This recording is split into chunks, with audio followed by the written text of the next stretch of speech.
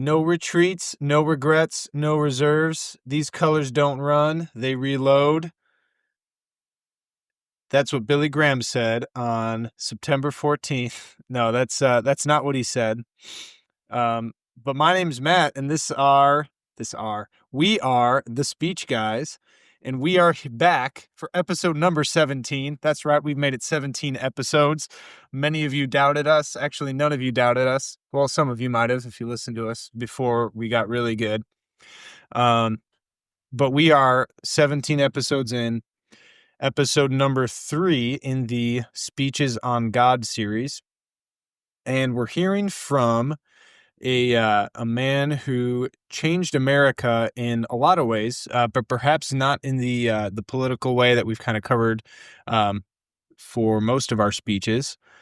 And his name's Billy Graham, and he gave a speech on September 14th, 2001, in the aftermath of September 11th, on the national, basically the national memorial service for that day. So yeah, this speech, obviously a momentous part of American history, and or the event certainly was, and this speech kind of addressed, I think, pretty aptly the soul of the nation. So, without further ado, here's the speech. How was that, Mike? When you see the road from every direction, it will give you eyes, give you hope, it'll give you perspective. I've been back and forth, and yeah, I had my crashes. Now I've seen the road, it goes every... One, two, three. This is Thursday.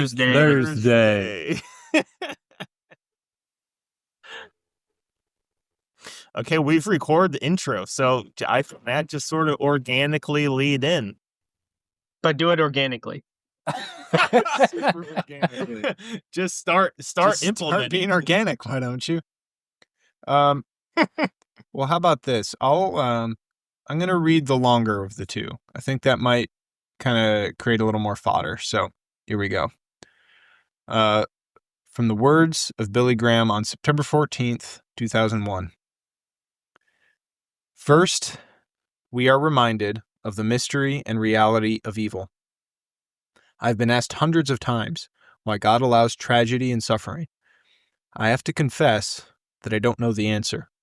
I have to accept, by faith, that God is sovereign, and that He is a God of love and mercy and compassion in the midst of suffering. The Bible says God is not the author of evil. In 2 Thessalonians chapter 2, verse 7, the Bible talks about the mystery of iniquity. The Old Testament prophet Jeremiah said, "The heart is deceitful above all things, and beyond cure."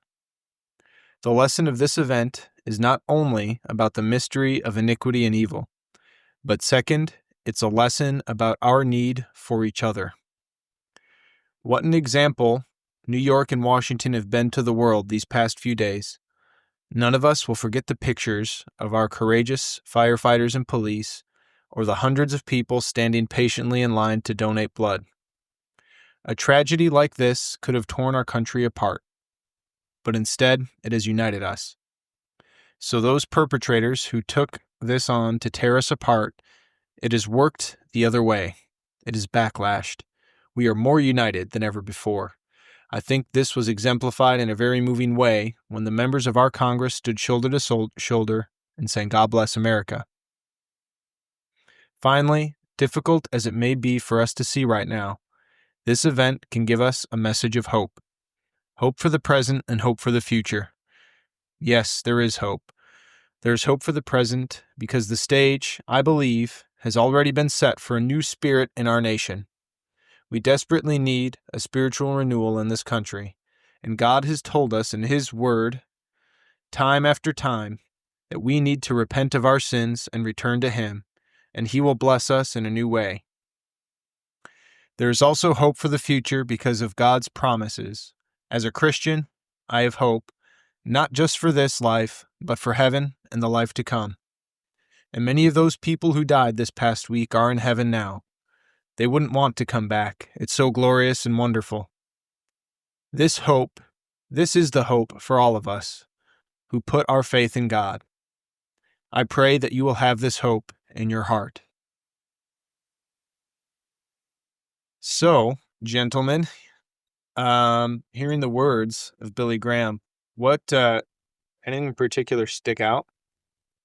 I think for me, I guess the part that stuck out the most, at least of what you read there, was just the first sentence when he said, "First, we're reminded of the mystery and reality of evil." Just I think that is that's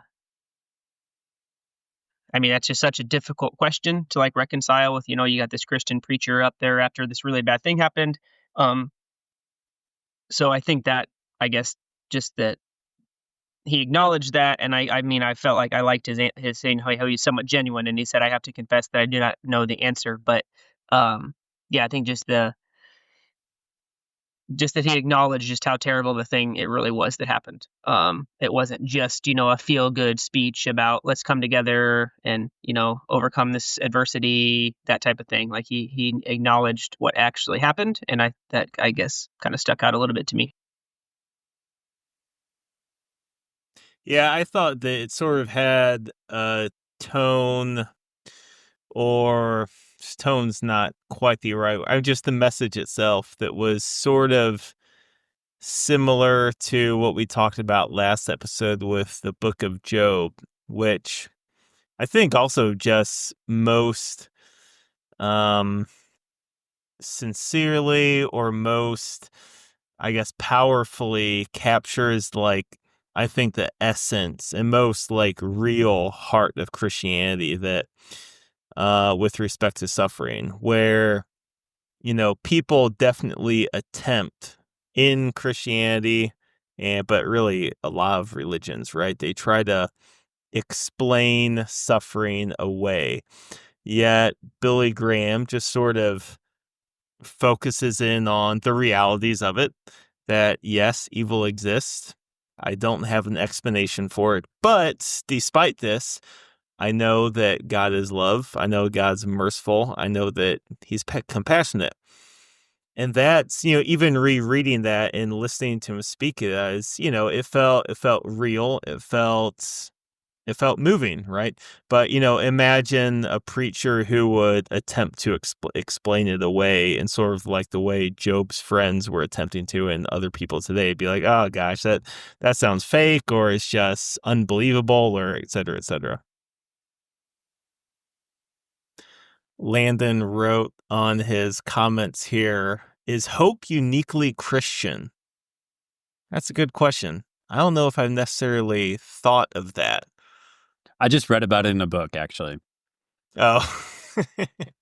And the premise was that, at least in the example that was given, in a couple other languages, it wasn't Greek or Latin, but it was an Eastern language.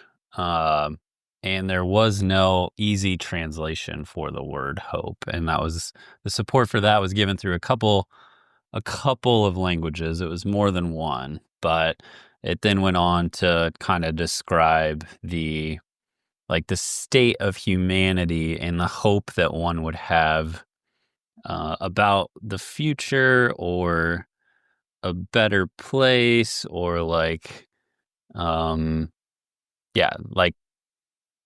having a reality in the future that's better than things in the present. Kind of didn't come around until Christianity, and that has obviously,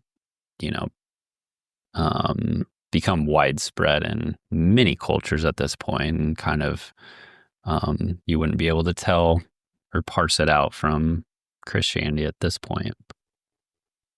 Yeah, as I sort of think through a little bit more so than I have in the past on the nature of hope, it's not expectation, Expectation is where you just expect good things to happen, or expect things to happen a certain way, and your own agency isn't really necessarily involved, which is obviously unrealistic, and not useful.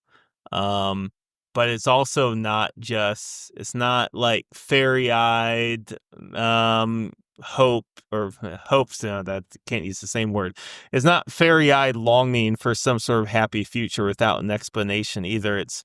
I guess I sort of think of it as an appropriate marriage in the realization between your own agency, but also that things are ultimately going to happen in some sort of way which Providence deems right.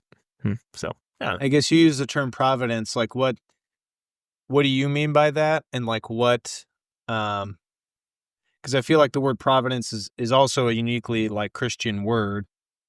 So if you're gonna define hope in like a uniquely Christian context, it seems like you're kind of saying that it's like because the root of providence is provide, like, so like the Lord provides, X, so like, I don't know, it just seems like it's a little bit of a circular Yeah, circular definition, right, sure. Yeah, I don't know. because but I think you're definitely on to like, it's not pure longing. There is longing, and it's not pure expectation, but there is expectation. Yeah, I guess, to kind of put a finer point on it, it gets at the question of what is the right disposition to have towards the future as a human, right?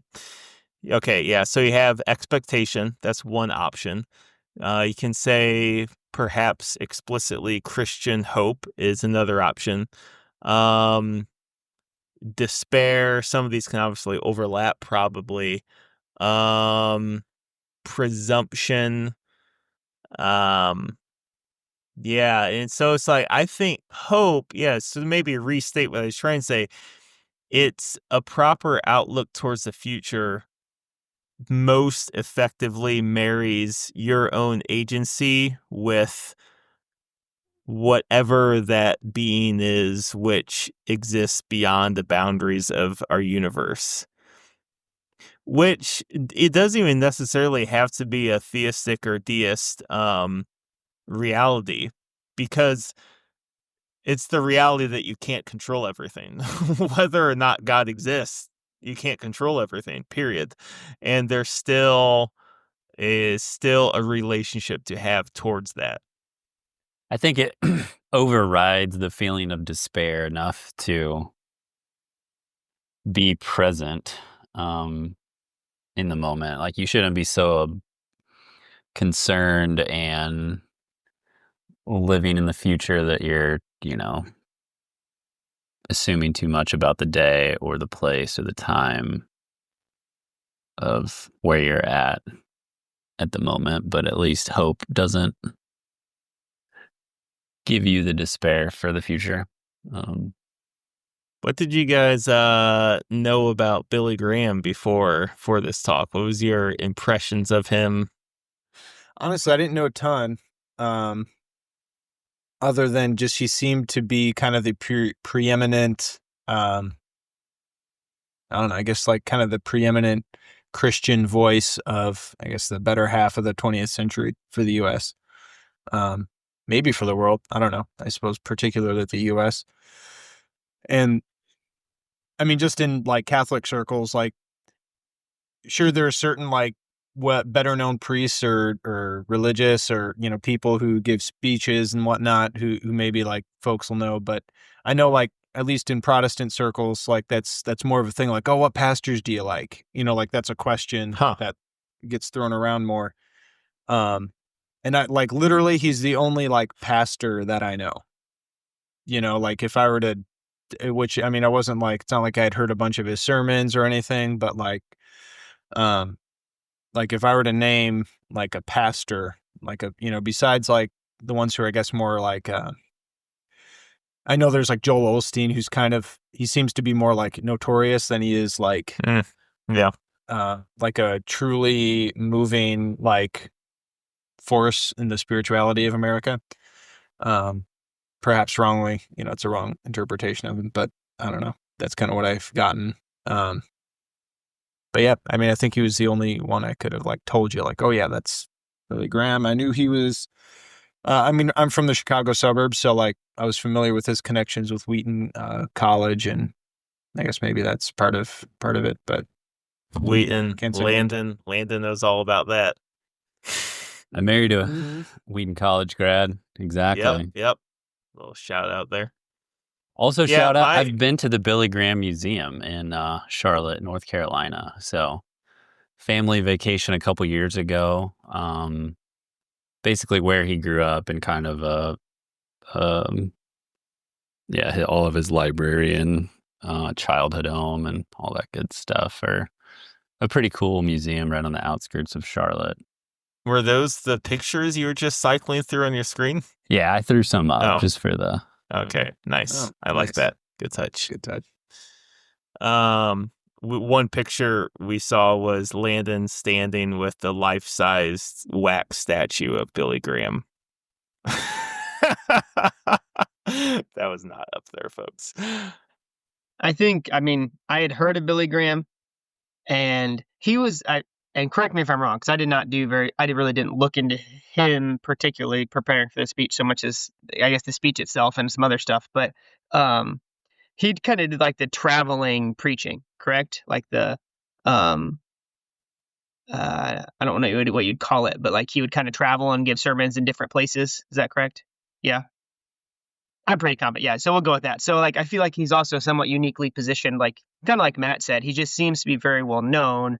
But like at least giving this speech, or this sermon or whatever it was, but like he seems to be kind of uniquely positioned maybe to do a good job at it, because he's not like, oh, this is the pastor that everybody knows and he's the pastor of this church, and he's like kind of localized to whatever town the church is in. It's just because of, I feel like, at least the kind of that traveling past. I feel like that kind of makes it a little bit more of he's at least the feel is he's kind of a preacher to everyone, if that makes sense. Which seems to make him kind of uniquely suited just because of how well known he is, combined with like that flavor or that just that kind of his past, how he had done that. I feel like that kind of makes him a good person to give this speech. Yeah, a little background. I mean, even as he went to various Bible colleges, he was at Bob Hope, Florida Bible College, ended up getting a degree from Wheaton, graduated in 1943, so right during World War II.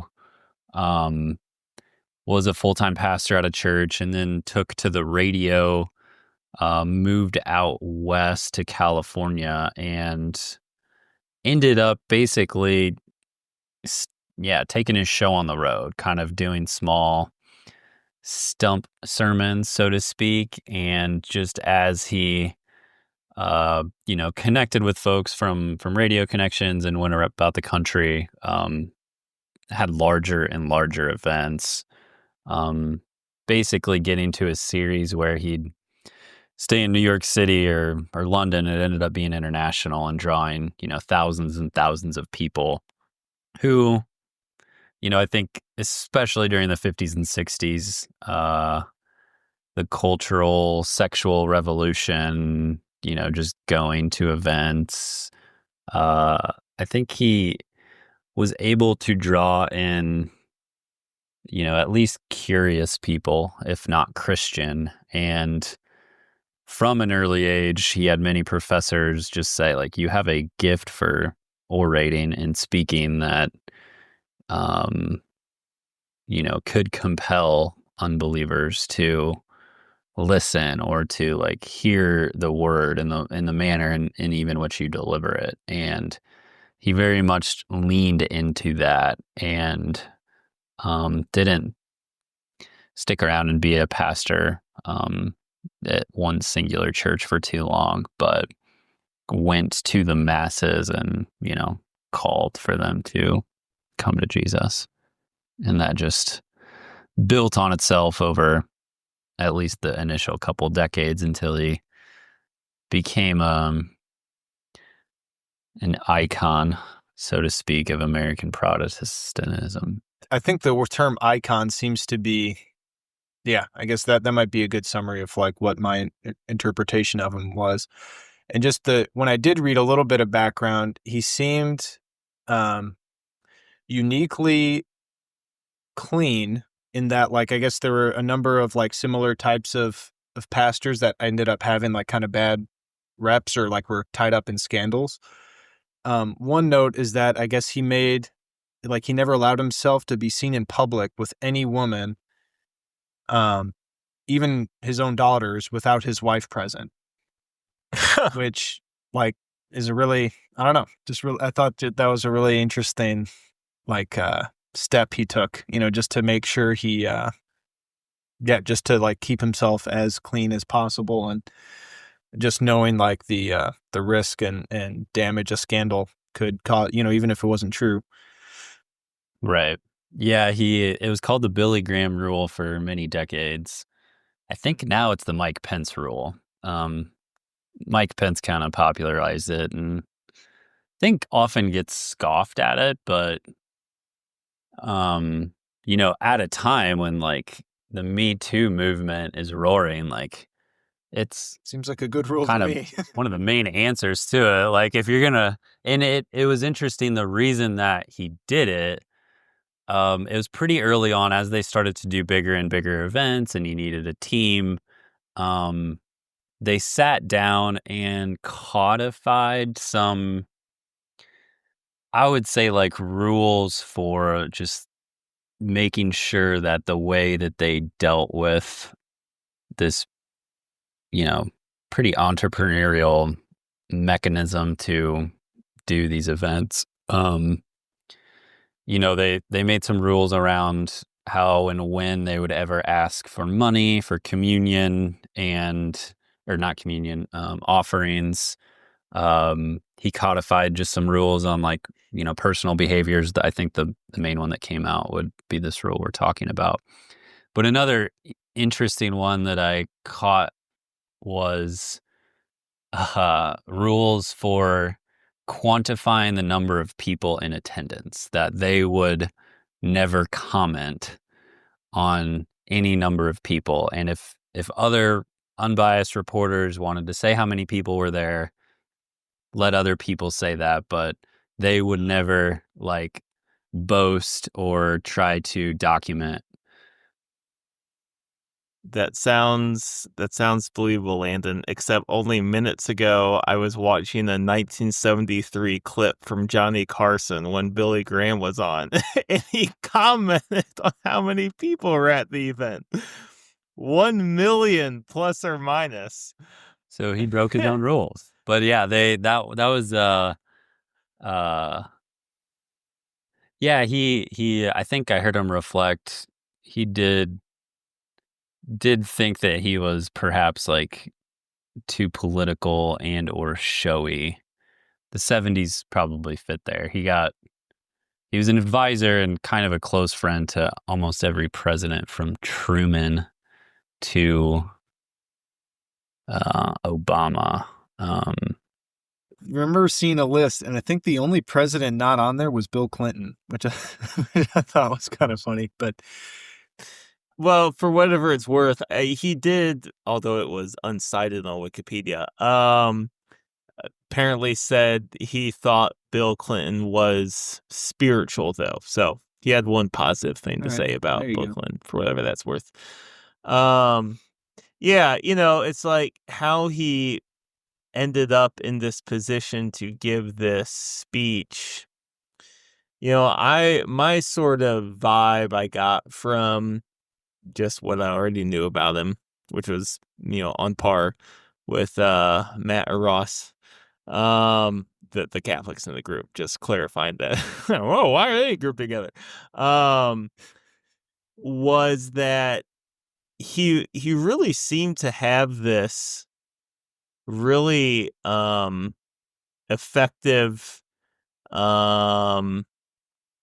marriage. I've used that again without reference to actual marriage. Effective marriage between, his general message, right? Which is the heart of it. He had a good, solid Christian message, which was on point.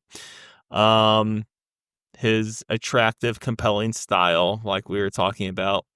But I think the thing that really set him apart, well, and his energy, which I was reading about in the book Unbroken recently with reference, was that he knew how to be, how did I phrase it here in my notes?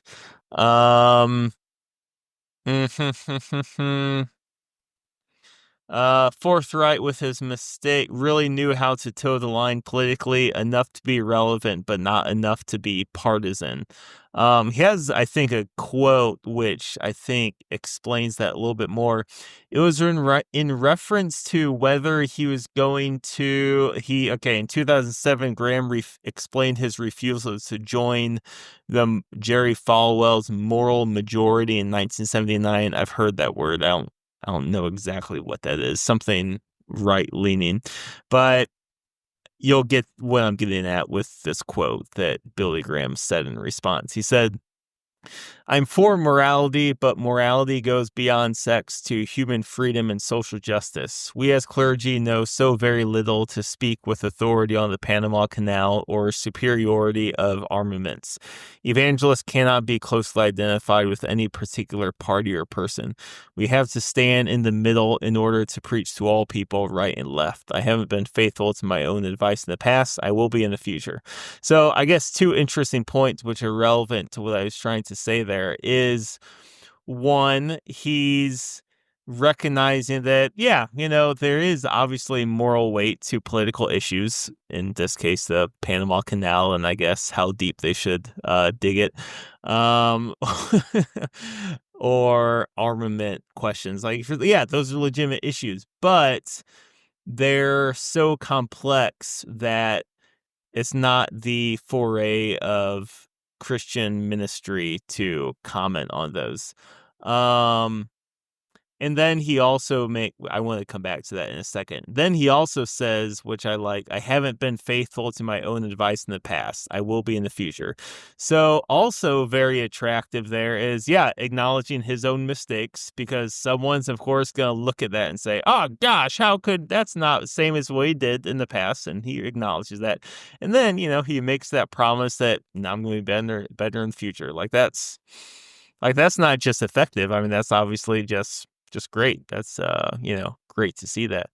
And to finish up this thought here, it makes me honestly think of COVID and how, for better or for worse, worse in my opinion, is, although not always the case, of course, is that conservatives, to put really, really, really simply, are anti-COVID, as silly as that is, when it would seem like Billy Graham would offer a tremendous amount of illumination on this issue and bringing people together. Because I feel, maybe I'm wrong, but I feel like he might say something like, "What the heck do I know about COVID? I'm not going to make any sort of comment about this because, I'm a minister. That's not my foray." So. Yeah, he was labeled of who was he, what functionally did he do, boiled down to 8 things. Preacher, for one, he just preached the gospel, therefore ended up a bit of an icon. The fact that he was a Southerner had a lot to do with some of how and who he influenced. An entrepreneur in the way that he just built perhaps his brand. The one I'd like to hone in on was Bridge Builder. He had a nickname. He was the Great Legitimator. And he kind of legitimized both sides. It said he legitimized social and racial movements from the left to the right. And further, because he acted as a spiritual mentor to pretty much every president, this was not always a positive label that he had, but I'm recalling this off the top of my head. He kind of legitimized wars and, whatever negative connotations would come along with like the worst aspects of any one president. But yeah, I think it was wars and something else. But yeah, it was pretty early on in, I would say whatever controversy or just like how did he fall out on any like cultural, social issue given his massive influence for, 70 years in America. His relationship with Martin Luther King seems to have been pretty good, or at points they weren't seen together or in lockstep, kind of in like the later term of MLK's life. But came out even in one of his early rallies in Chattanooga in 53, broke down all of the segregated barriers at the rally and refused to ever like preach to a segregated audience. Even at a time when, that would have been 10 or so years before the civil rights movement got going. Him and MLK. Were they potentially not in lockstep at the end of MLK's life? They did several events together. They preached together in the late 50s in New York City. And then they went together to South America. But then as it started to get heating up, Graham did not go to the I Have a Dream speech march on Washington. And given it was like such a huge moment, his presence was kind of like, where's Billy Graham? Why isn't he here? Apparently they had some deal like, Billy, stay doing your revivals, don't come out on the streets, go ahead of me, kind of like spread your message. If you come out of the streets, you're going to delegitimize yourself among most of your base. That's his story. King, most folks kind of agreed with it. Now it's kind of like King would have never said that, and a bit of a he said, he said kind of thing. So no one really knows like to what degree no one really knows to what degree like King and or Billy Graham like came to any sort of agreement on the MLK or the I Have a Dream speech. I think he had one. He was put on record as having a comment towards after the speech. I think he said like, probably won't be until we all get to heaven that like white children and black children in Alabama are like standing next to each other. He didn't allow segregation, but he also somewhat off the cuff acknowledged very that, diplomatic on right. Billy Graham's part. That's right. He's like, I've been to the South. I don't see that happening in my lifetime. And it was probably didn't age well. Sure. That's, yeah, I think, I mean, like just the figure of Billy Graham being there to give the speech, but like I think it's interesting. It's like to fast forward now to what was it, September 14th, I think we said, like a couple days after 9/11, like he just seemed again like kind of uniquely positioned. And I feel like it's one of those things like people, like we all have those people that you just kind of listen to in your life. You know what I mean? Whether it's maybe when you're a 19-year-old college freshman, sophomore, whatever you are at 19, like there's that senior that you just, everything they say seems right. And, or, maybe it's whatever. I'm sure everybody's kind of picturing what I'm talking about. So like, it seems like we all have this tendency to like, this is somebody I trust. This is who I'm going to listen to. And I was just looking up a little bit because I feel like today I couldn't think of somebody that would be able to do that for, I guess, America, if that makes sense, at that broad of a scale. And So I was just thinking about, or looking at some stuff, and I was like, yeah, I mean, we've all heard of Billy Graham, but like, I mean, we're way too young to have really heard Billy Graham, if that makes sense. Like, so like, I mean, 9/11 at this point was 20 years ago. So just kind of like trying to put in perspective of like, he was probably a bigger name in a way then than now, just because of age. But also, like, I just looked up, I think these were some Gallup polls. So, yeah, I'm assuming they're at least relatively accurate. But in 2001, well, I was like 82% of the United States identified as Christian, and over 90% identified at least to some religious group. So, Wait, in mhm, 2001, according to 80%? 82%, I believe that's what the number I saw. And the people that identified as nuns or not believing in any group was like 8%. So I just did the math, and so that means must be 92% do something. So like the idea of bringing in a religious figure, I feel like even then compared to today, like would have kind of had a little bit more of that, you're going to trust this person, if that makes sense, just because so many more people would have probably um, been maybe in line with some of the messages he had preached prior to this. And then kind of like everything we've said, he's been around a long time. He's super well known.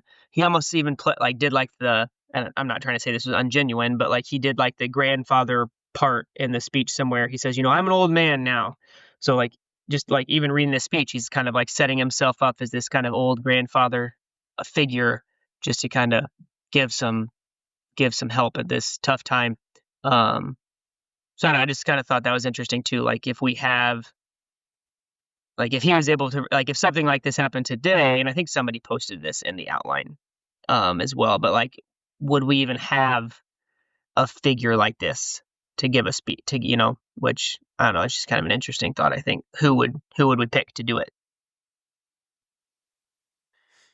Yeah, I was sort of thinking through on this point. Among Catholics, I think the closest thing to a Billy Graham would be Bishop Robert Barron. And I'm sort of like in my mind comparing and contrasting their styles. And, if Bishop Barron like preached like this, well, or any person preached like this in the United States, say like it wouldn't land, right? So part of what made Billy Graham so successful in a sense sort of a worldly way was like it was partly him, but it was also the United States and the social disposition in the United States where for whatever reasons we wanted to hear a message, right?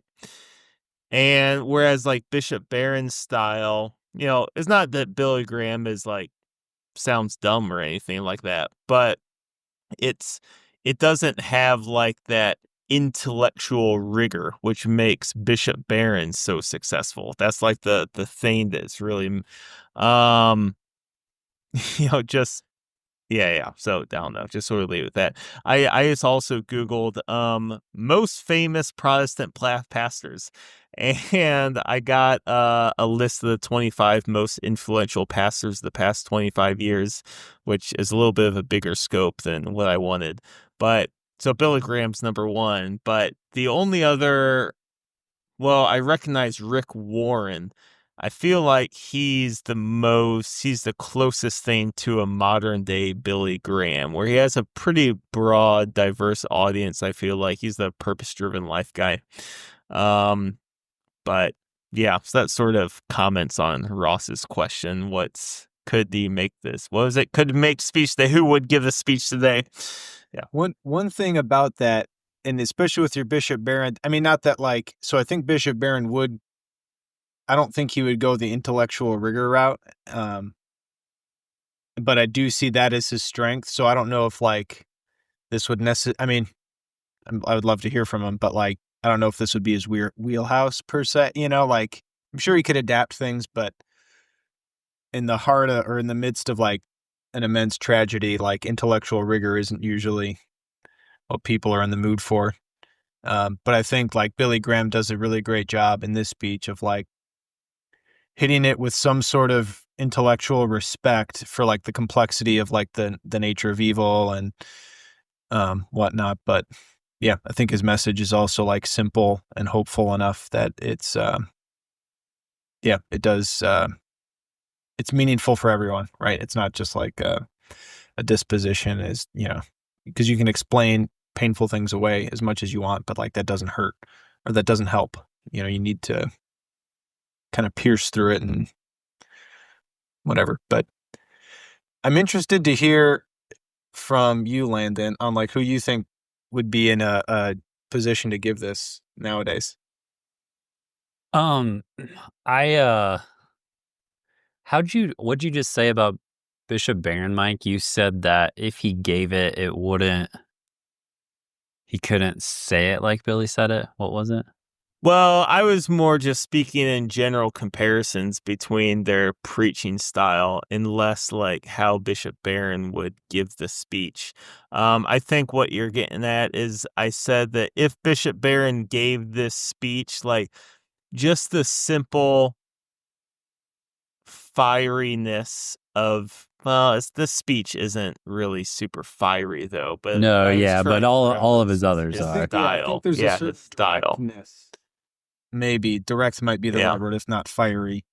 But Yeah, direct. Yeah, that's good. Right. Bishop Barron's not gonna probably end his sermon like, now is the time to make your decision, like today's the day. Right. Yeah. Right. Is that what you mean?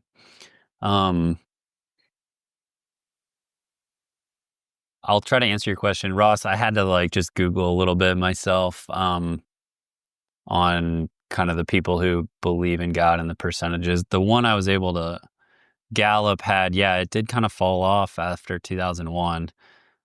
Church membership among U.S. adults, basically the same from 1940 to almost 2000, like 70% membership.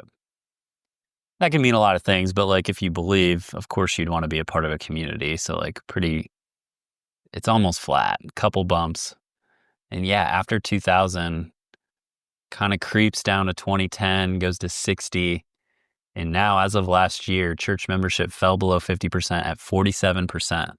We've lost 23% of America. Wow, that's crazy. To church membership since 2000.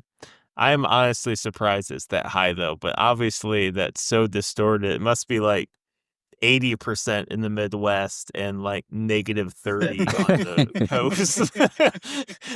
They're burning churches. But even as such, so this isn't while we're talking stats.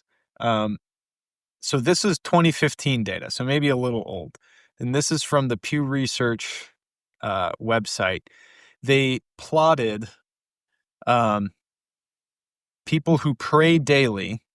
So not church membership, a different metric, I guess. So people who pray daily with GDP per capita.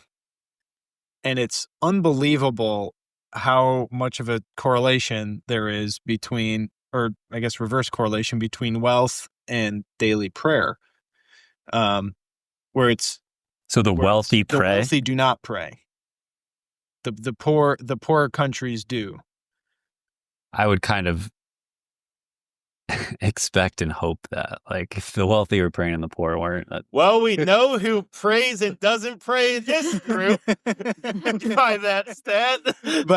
But so here's the caveat: the United States is far and away an outlier, even in 2015 data. And right. If, so I looked up because there is a more recent. I guess, let's see. Yeah, I think it is from Pew. No, this is from Braun Research, so a different polling firm who has today's number is 45% of Americans pray daily in 2019 or 2020. Even with that data, United States is still like a huge outlier in terms of wealthier countries, most of which are around 20%. So like Canada's about 25, Netherlands is 20, Australia is like 18, anyway, just interesting caveat with as much as America certainly is less religious than it was. still kind of uniquely religious, at least among wealthy countries. We're the blind leading the blind into Armageddon.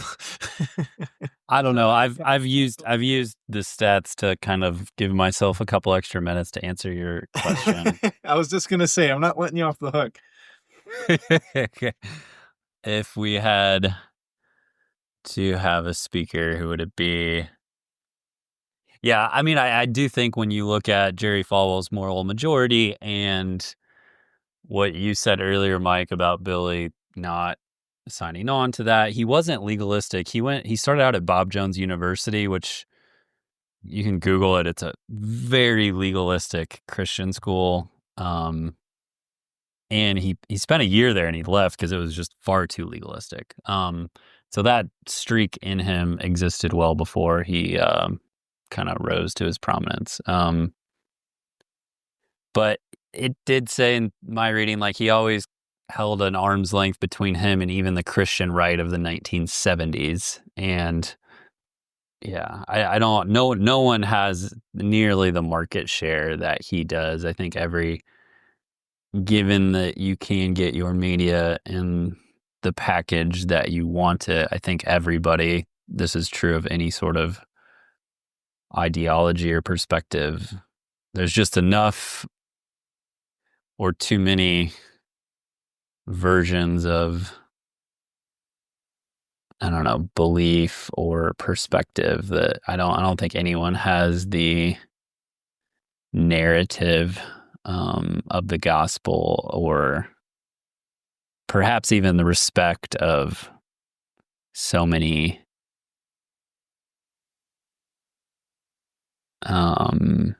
demographics that he had. I don't know if we have anyone to fill his shoes, given the nature of discourse. And it's probably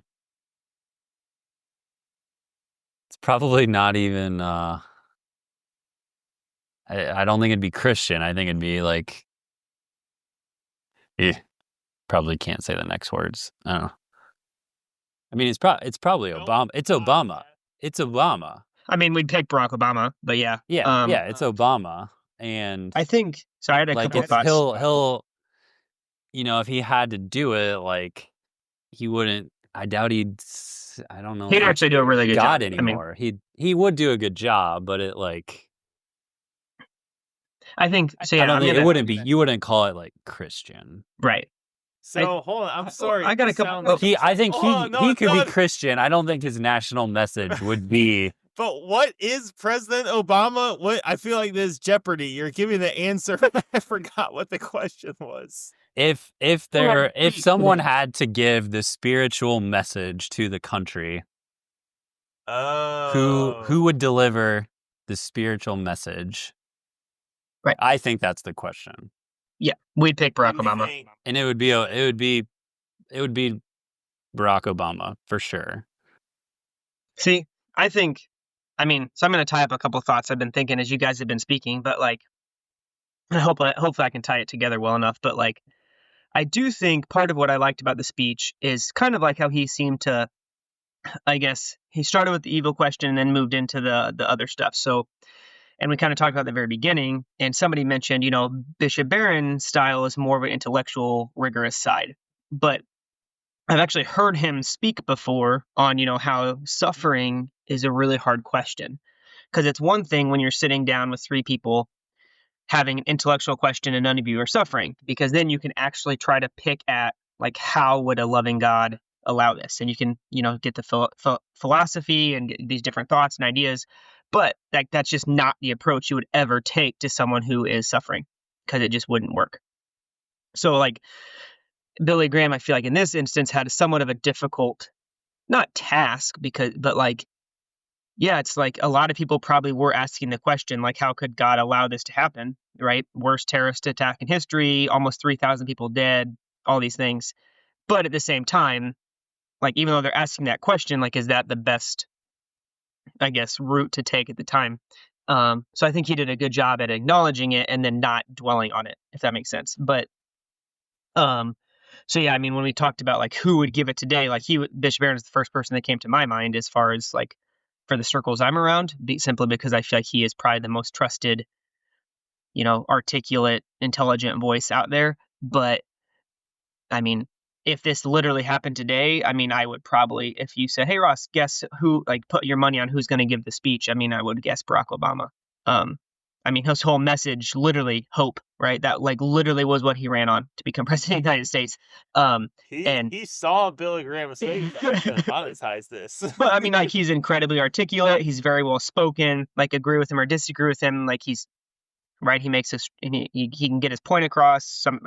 Sometimes okay, I'll stop talking about that. But like in this type of setting, I feel like is where he would do a really good job. But I don't know. I feel like to kind of dive then a little bit away from that, but like into the speech too, like with I don't know, like with Billy Graham, I feel like he kind of, and the setting I kind of shows it too, kind of blended or marred or married together these ideas of like Christianity and America, right? So like at the time, like we said, we can pull out the stats, blah blah blah, but like it was just more common, a little more. It was more common then. It was really well known by everybody. And even like the place he's giving the speech, like I looked up some stuff on this National Cathedral. It's Episcopalian church, but it had, I'm going to look at my numbers here just to like kind of talk about like the blending of Christianity with America, like this idea. So it had it was the Washington National Cathedral. It's an Episcopalian church. So like it held monthly services during World War II. It held the state funeral of 4 different presidents and a memorial service for 5 others. So that means it was involved, 9 presidents. That's huge. Percentage-wise. It was the place of so after the day after their inauguration, 7 different presidents did their presidential prayer service there. So in a lot of ways, like obviously, right, we're the separate church and state, all that stuff, but like in a lot of ways, like this is the Church of America in a way. Symbolically in a way. So like I feel like, the person giving it the place it was I don't want to say like well chosen, like it was fake, but like somewhat fitting for such a terrible day, if that makes sense. I actually watched, and again, I think why I feel like I kind of want to dive into the hope part of the speech a little bit, but I watched a lot of videos of like 9/11, just day of, like the planes hitting the towers, just the people on the streets at the time. And even, I remember it. I wasn't very old, but like I remember it. We all know a lot about it. Like, we didn't give a lot of context for 9/11 during this podcast because I feel like pretty much everybody knows quite a bit of it. But even like watching the videos, which I've probably seen before, like I got very upset, like borderline emotional, and I got like kind of angry a little bit. And it made me think back a little bit to the 2 episodes ago when we did JP2's speech in Warsaw, and like when the people were just so ready for a revolution, and we kind of said, right now just go home and go to bed. Like that's the best thing to do right now. So I felt like that was like a good approach, because again, somebody who remembers it pretty well, but 20 years later, like just watching videos of it, got so angry. Like if he had gotten up there and like fire and brimstoned it, like, yeah, let's go, like, get behind me. Like I probably would have bought into it just because of the place I was in. And that was literally watching videos on my computer 20 years later. So like I can't imagine the sense of if I was 30 years old at the time and, knew people in New York City, like I can't imagine what I would have felt, the days after 9/11. So in a lot of ways, I think he did a good job of not like toning down the fumes, but maybe better directing our energy and thoughts, if that makes sense. I don't know if it stood the test of time. Like I don't recall like what he said on 9/11. I think other speeches probably stick in our memory a little more. Is that fair? What makes you say it didn't stay? Is it just the fact that you don't remember it, because like I know there's like later parts in the speech where he talks about America being like a resilient nation and we're going to rebuild the country on a firmer foundation. And like, are you saying like that didn't play out, or more or less just like you didn't necessarily recall the speech? Just the like, it's like, I think like I do remember like the Jack Buck speech that we talked about. Like we can picture some of the words Bush said the days after. Like it's like, oh, did Billy Graham speak on 9/11? I personally didn't easily recall that. Yeah, I mean, I kind of see what you're saying. Like, I mean, in terms of like, and I think to be fair, like this wasn't like, and maybe I'm wrong, but like I'm not hearing this speech as like this is the prime time, everybody in America turn on your radios and listen to what Billy Graham's going to say. Like I don't feel like it quite had that setting of a speech, if that makes sense either. And like I mean, I think with 9/11 at least, I mean, the one that sticks out to me is President Bush's bullhorn speech. Right. Um, That's what I'm saying. It's like the lasting oratory from 9/11 is like, let's go get them. Right. I mean, he literally, I mean, yeah, I guess to my point earlier about like how Billy Graham, like maybe it was better for a calming voice because of how we wanted to go so bad, like, I mean, President Bush actually said in his bullhorn speech, like, what I'm going to misquote it, but something to the effect of like, I can hear you. The whole world can hear you. Pretty soon, the people who did this are going to hear you. And, people cheer wildly. And it's like that was the opposite of go home and go to bed. That was like, let's go get them. Which in some ways, yeah. But yeah, I just think that's kind of interesting a little bit. Just I'd like to unpack this. We sort of circled around it to some extent. A tragedy like this could have torn our country apart, but instead it has united us. So those perpetrators who took this on to tear us apart, it has worked the other way. It has backlashed. We are more united than ever before. I think this was exemplified in a very moving way than when the members of our Congress stood shoulder to shoulder and saying, God bless America. So I made the side comment there to that segment. Oh, but did we tear ourselves apart eventually, indirectly, because of these events? And sort of how I'm like thinking about that is that, yeah, obviously, clearly, because we're old enough to remember, yeah, country was definitely very unified in the, probably 3 years, especially following this. Lots of Old Navy. You guys remember the Old Navy t-shirts, like American flag emblazoned on the front? I mean, it was like you were a nerd if you didn't have one of those. The national anthem, constant. Lots of country songs, I'm sure whatever other music people listen to, there was just this very explicitly patriotic sort of language and tone to it. And then we obviously went to war, first in Afghanistan, and then Iraq.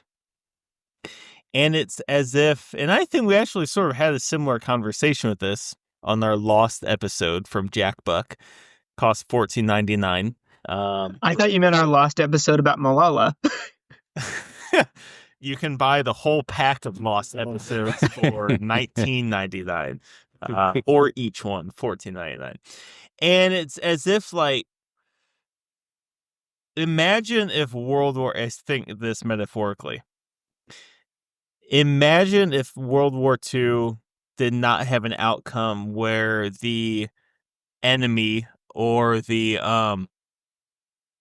what the heck was Hitler and Mussolini and the Japanese guy called? The Axis powers? The Axis. Imagine if the Axis had not been so completely and clearly taken down. Right? Because I feel like in a very similar way, like the United States came together in the midst of World War II. Like, oh man, yeah, we're going to fight this enemy and that's going to be it. And we fought the enemy and we won. Clear. End of story.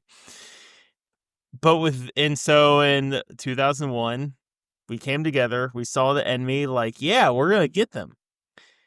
And you can argue to what extent we were successful with respect to Afghanistan, at least. We killed bin Laden. Like, that's definitely a significant success there. But there's so many other extenuating factors with respect to that war, with respect to just our culture itself. So the question I'm sort of posing there in my comment is, did the terrorists actually win? Whether or not they expected it this way or not, but one can definitely argue whether the country is as connected as it was in 2001. And is it more disconnected precisely because 2001 did not have a satisfying anticlimax, if that makes sense? The anticlimax was probably part of it. I mean, it just took so much money and effort for, especially, and given the last 2 months, like seemingly little result, that first we lost our innocence, then we lost our trust, and now we're here. I wonder if, I mean, obviously you can't tell, but like, I wonder if there wasn't another trajectory, like if there weren't parallel trajectories kind of pointing America to where it is. So, and I think we alluded to part of it earlier, was just with the loss of religiosity, I think is one kind of parallel trajectory towards, I think, a very splintered America. And I think that's maybe one manifestation of like a lot of things. And I think I mentioned this on our camping trip, was the book Bowling Alone. And basically the author, I forget his name at the moment, just kind of documenting all of these sorts of just like cultural anomalies that were happening just basically in the second half of the 21st century, or 20th century, I guess. But where people are they're leaving their churches, they're not joining like clubs and organizations like, Knights of Columbus or Lions Club or whatever. There's like decreased membership in professional organizations, as well as even just like kind of more like local social things like bowling nights or card game nights or whatever. And he highlights a variety of like cultural forces like individualism, just people going to college and the kind of the expectation of college and how that's kind of changed how we do things, but also television, like as like a major social thing that kind of took us out of this social interactive world and into a more isolated world. So I don't know. I mean, I can certainly see how like a messy resolution or lack thereof resolution, could have like certainly like makes things worse. I don't know that it's the only thing that like is pointing America to like kind of this very disintegrated place it's in. Definitely the pivot point. I mean, yeah, we're almost exactly 20 years, 2 decades later, and you would define the starting point of the 21st century as 9/11 for sure, and the reactions that unfolded in the light of that on pretty much everyone's conscience.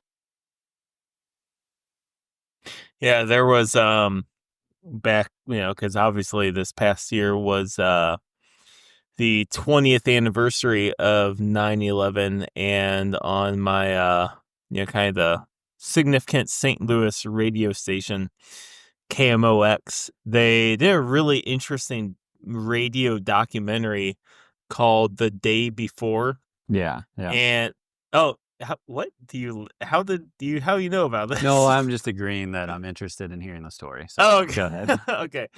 And it was mostly playing clips, with a little bit of voiceover from news on September 10th. It was just, and there was at some point during the documentary, maybe it was just the title of it, they said September 10th, 2001, the last normal day. And I was like, gosh, even though 2/3 of my life has taken place post this quote normal day, more than that, substantially more than that, if you only count my sentient years. It's like, it's crazy that sentence makes sense to me. That, yeah, yeah. And I shared that with, I think, maybe my mom and brother as well, who obviously a little bit older, that you're like, yeah, man, yeah, that's, yeah, crazy. Huh. I feel like it's gonna change winds just a little bit before we kind of get into our closing thoughts or whatever here. But like, I feel like hearing kind of America before and after, and like, I don't know, not that there's like an explicit question here, but like, I don't know if I would say the terrorists won, in the sense that like a lot of the disunity and things like that, I feel like there's so many like other factors feeding into it. It's like honestly, like I'm thinking of like social media, because like, I mean, we had like, and again, so obviously this is incredibly oversimplified and they're not the exact same in any means, but like, war happened, or 9/11 happens immediately after there. I don't know the numbers, Steve can look them up for us, but I'm comfortable saying a very high percentage of Americans were very for war at the time. And then obviously now it's like, right, probably a super popular topic among some 22-year-old that knows everything about how stupid it was to go to war, right?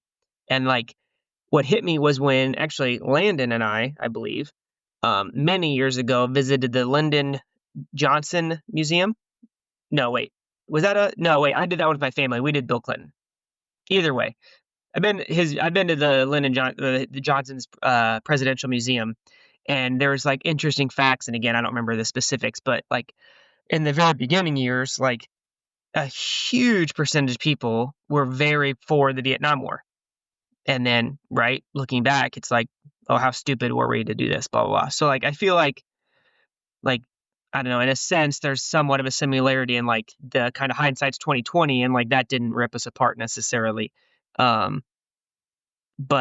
so I don't know, I feel like the modern cultural stuff, I just feel like there's other things that might have more of an impact on like how the world's currently operating. Does that make sense? Yeah. But it's like it's a fair critique. Like, you should be pretty critical of war, right? Yeah, I mean, yeah, you should be critical of like war in general. Yes.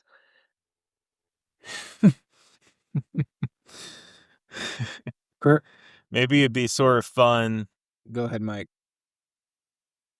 Maybe it's sort of fun to take us towards the closing direction, with honing in on some anecdotes from how Billy Graham touched one person's life in particular. Add some humanity to Billy Graham. Do it. Okay, so I was tasked with researching a refreshing memory on Billy Graham's impact on the great runner and World War II POW Louis Zamperini, made famous in the film and book Unbroken. You guys familiar with Louis Zamperini before today? Mm-hmm. In Unbroken? Yeah, excellent book. Yep. Way to try to sound smart by not saying excellent movie. I mean, Yeah, excellent book. I agree. Yeah. Yeah, read the book a couple of times. Very, very good. only a couple, Mike? Yeah, in Latin both times, because I feel like there's just certain words you just don't translate. You hate a bad translation. So really, in brief, to catch the reader up, because Billy Graham doesn't really enter into Zamperini's life until post POW. Zamperini, to ruin the ending, gets out of being a POW.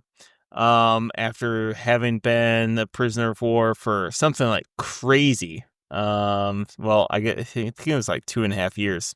And this was in the Japanese prisoner camp, so beaten terribly by an individual named the Bird, nicknamed the Bird.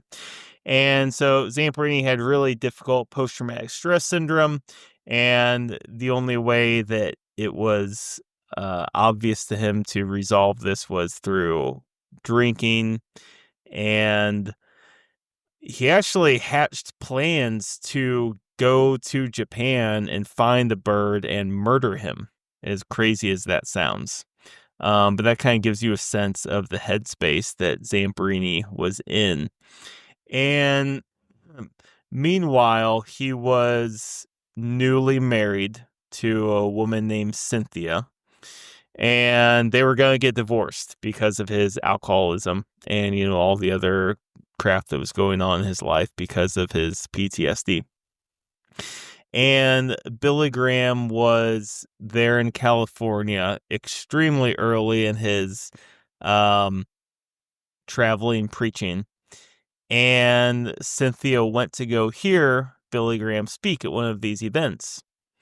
And she was completely moved. She came home and told Louis that I'm not going to divorce you because of what I heard today. And Louis like he's obviously glad. But then she explains like, oh, I feel this way because I heard this guy speak about faith, and that's why. Louis didn't like that. And Cynthia tried convincing him, like, you have to go. So Louis eventually went, and went once, not super successful, not particularly touching, thought was sort of fake, I guess. But then she convinced him to go one more time, and Louis finally relented and said that, fine, but we're going to leave once he says, let's see here. It's something like every head bowed, every eye closed. Whenever Billy Graham said that, because that was like his shtick, they were gonna leave. All right. So Billy Graham says this, and Billy Graham apparently saw them leaving, and Billy Graham says, nobody leaving. You can leave while I'm preaching, but not now. Everybody's still and quiet, every head bowed, every eye closed. He asked the faithful to come forward. But Louis tries to get out of there as fast as he can. He ignores Billy Graham, but he remembers this moment when he was on the raft because he spent 40 days on a raft in the Pacific, batting away sharks and catching dead fish. But he remembered this moment that he had sitting out there on that raft, starving. And he said to God in that particular moment, if you will save me, I will serve you forever. So he remembered that in a new, profound way because of that moment with Billy Graham. And that was it. He went home. He dumped all of his alcohol down the drain, his cigarettes. He had some porn that was stashed away there. Threw it all. So if anyone listening has any of those things, well, you can keep the alcohol in moderation, but burn that porn. Don't need that. No moderation there. And Laura Hillenbrand writes, in the morning, he woke feeling cleansed. For the first time in 5 years, the Bird hadn't come into his dreams. The Bird would never come again. That morning, he believed he was a new creation. Softly, he wept. So, yeah, he became a devoted Christian after that. He became a speaker, speaking about his experiences with a particular faith tone to that. Tried meeting the Bird back in Japan because the Bird continued living until 2003 or 2005, but he refused. So yeah, pretty compelling and moving way. If you guys saw the film Unbroken, I don't think that they addressed they did in the sequel, which was not made by Angelina Jolie. Yeah, I don't remember what happened at the end of the film with Jolie because I felt like it was so shortened that I wasn't a big fan of it. Anyone, do you remember what happened in the movie? Yeah, I don't recall how it. I don't remember the ending. I do remember that they just left all that out, though. Yeah, the sequel actually looked all right. I mean, it looked like there was one or two legit actors in it. So anyway, yeah, that's how Billy Graham had a particular effect on one guy's life. So I have an interesting it, question. Oops, no, you yeah. go. Oh no, it was just a. I've I have an interesting question then, and tell me if Matt, you have a better closing question since it's your episode. But do you guys feel, and not like on like the theoretical level, but like in your own experience, do you feel like suffering had so like yeah, like Louis Zamperini had the alcoholism, obviously 9/11, really bad. Like, do you feel like suffering has tended to make you question God more or draw you somehow closer to God?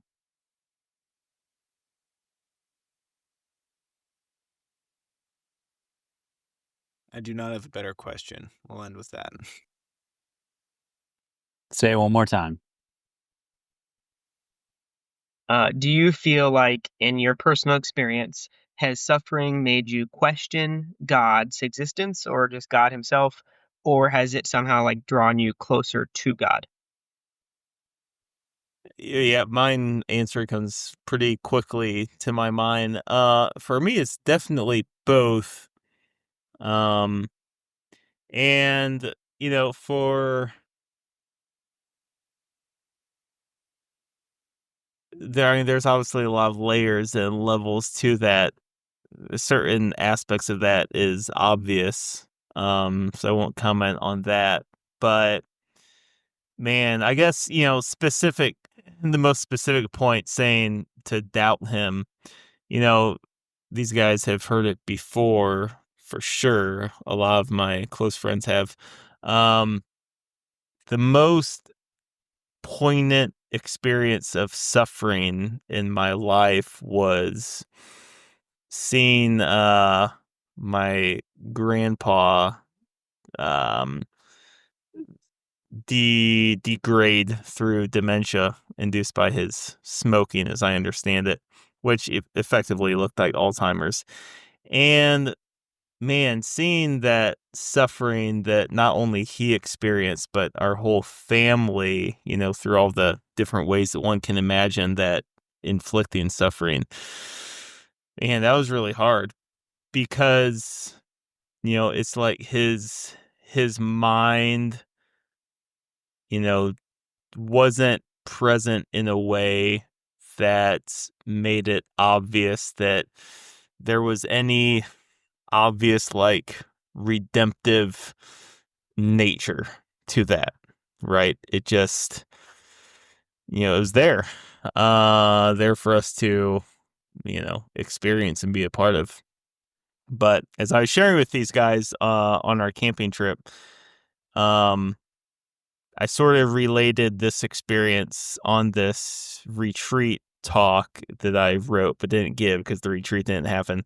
Uh, and it was explaining how in Christ's suffering on the cross, I think it's just, man, if it's made up, it's the most genius made up story in history.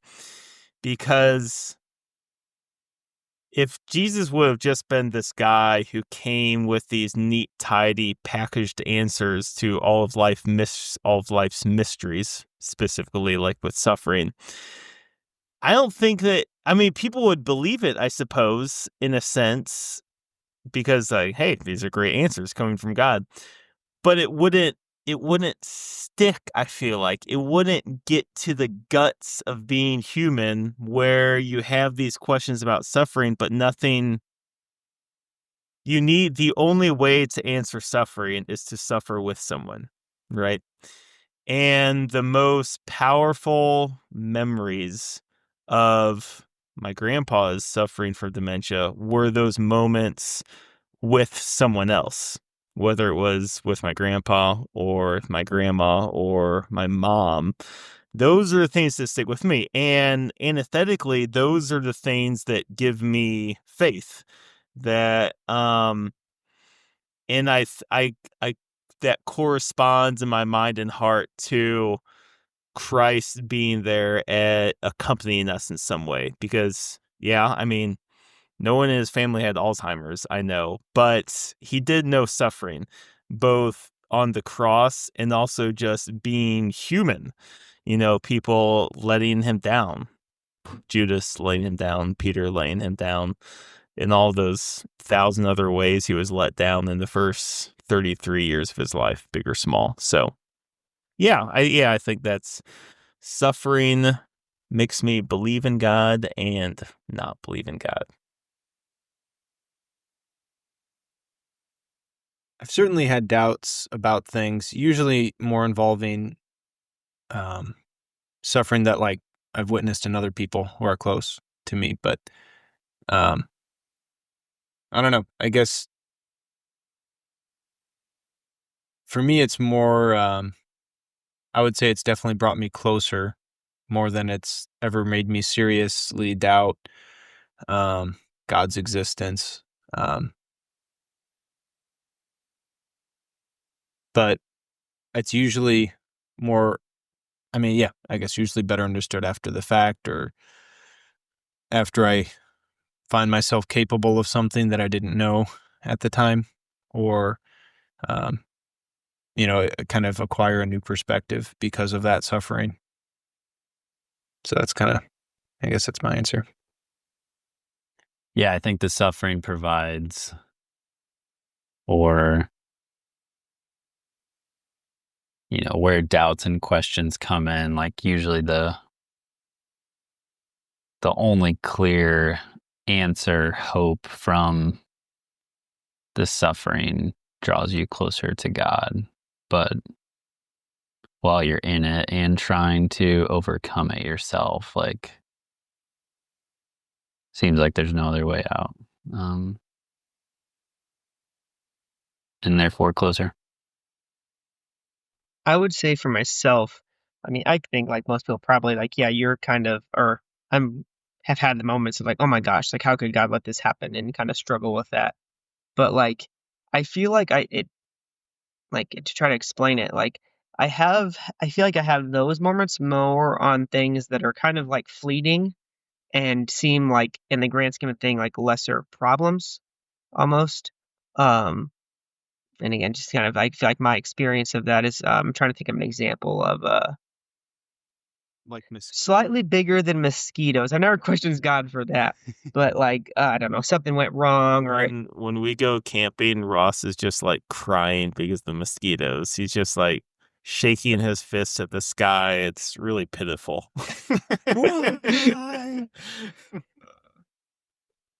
I'm trying to think of a good example. I don't have one. Maybe something difficult with parenting or something like that. That's like, yeah, it's hard, like it's suffering, but like then I think about I don't know, and I don't feel like I've ever suffered terribly in my life, thanks be to God. But like in other times when I have suffered maybe more, like we went through a rough time. Like my grandmother died um from COVID last November, and it was the middle of COVID, so like it was just hard because the hospitals weren't allowing visitors. So I was one of two family members that could actually see her because I just happened to work at the hospital. So just like a lot of stuff kind of fell on me through all of that. And it was just hard for everybody. Um, and like in moments like that, I don't feel like I questioned it though, which I just find is interesting. Cause like I feel like, I don't know, I feel like sometimes in those bigger moments, maybe I got some more of that peace or closure that I was looking for to help kind of get me through. But yeah. Can you explain a little more how things, quote, fell on you in that? Yeah, I mean, just so my grandmother had a stroke about a year before, a pretty large stroke, about a year before she passed away. So and I was just happened to be a physical therapist who works with people who have had strokes. So I just felt like I was kind of more attuned to like what was going on, and even in like just kind of explaining to my family like this is probably how it's gonna go, and yes, like we want to be very hopeful, but like realistically, this is what's gonna happen right now. And it was just kind of hard to kind of be like, yep, you want to be kind of hopeful and just hope for the best, but also like on paper, I know this, you just kind of know how it's going to go. And then the last week or two of her life, she came to the hospital with actually another stroke, and then she was found positive for COVID. So the hospital is not allowing visitors at the time. So I was trying to go by most days, go into the right, put all the gear on and go into the room, just spend time with her, try to talk to her, even though she's somewhat incoherent. Just, I don't know, just things like that, I feel like normally, it'd be more of the, I don't want to say responsibility, like it's a chore, but like something that more like, you do for a parent, so just things like that. And then, me and my cousin's actually a physician. So the two of us went in, he was the other person in the family that got to kind of see her. So like we would go in and we FaceTimed the rest of the family, like from her room, just so they could see her. So just like things like that, but Yeah. I don't know. So, but in like those type of situations of more, I feel like a little more real suffering, which maybe that's the difference. I mean, it wasn't just, I feel like that was more of a suffering, not just the other situations I described, oh, something isn't going my way right now. How can this be happening? But yeah. All right. Well, this was episode number 3 in our Speeches on God series. Episode number 4, or what is it, 18? 18. 18. Will be coming out shortly in a few short weeks. And who will we be hearing from for the next speech? I've got it. We know. We'll be hearing from Landon. Landon himself will be giving a speech. This podcast doesn't just discuss history, it makes history.